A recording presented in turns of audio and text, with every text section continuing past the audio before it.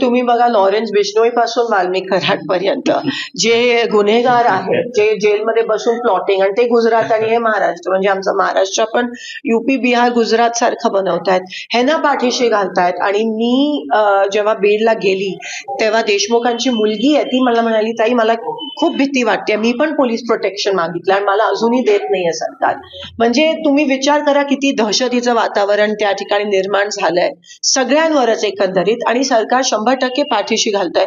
अहो, गुन्हेगार जेलमध्ये बसून इंटरव्ह्यू देत आहेत त्या ठिकाणी आणि त्यांच्यासाठी स्टुडिओ सेटअप केला जातो. असं जर असेल आणि गुन्हेगारांना VIP ट्रीटमेंट देत असतील, पोलिसांवर प्रचंड प्रमाणात दबाव हे सरकार टाकत असेल, चुकीचे स्टेटमेंट दिल्या, चुकीचे FIR फाईल करायला, डॉक्टरांवर PM रिपोर्ट बदलण्यासाठी जर प्रेशर होत असेल, तर सामान्य माणसांनी जायचं तरी कुठे? धनंजय मुंडेंचा राजीनामा झाला पाहिजे असं वाटतं? 100% झालाच पाहिजे. जर ते ह्या प्रकरणात, पूर्ण प्रकरणात ते आहेत असं दिसून येते एकंदरीत.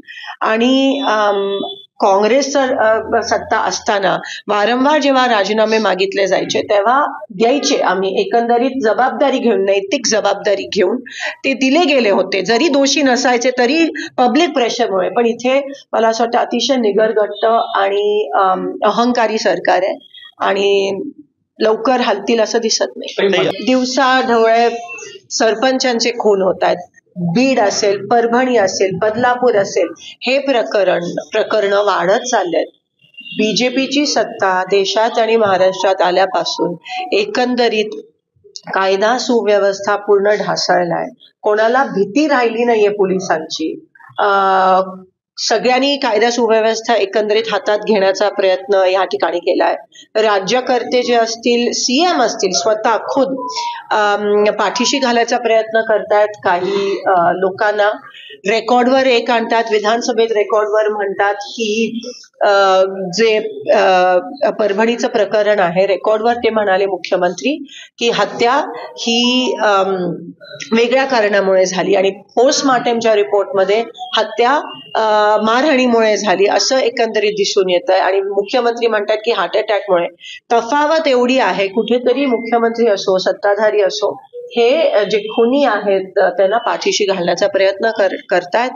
आज कोणीही या महाराष्ट्रात सुरक्षित राहिलं नाहीये, महिला राहिल्या नाहीयेत, लोक राहिली नाहीयेत, गावकरी गरीब कोणीही राहिलं नाहीये.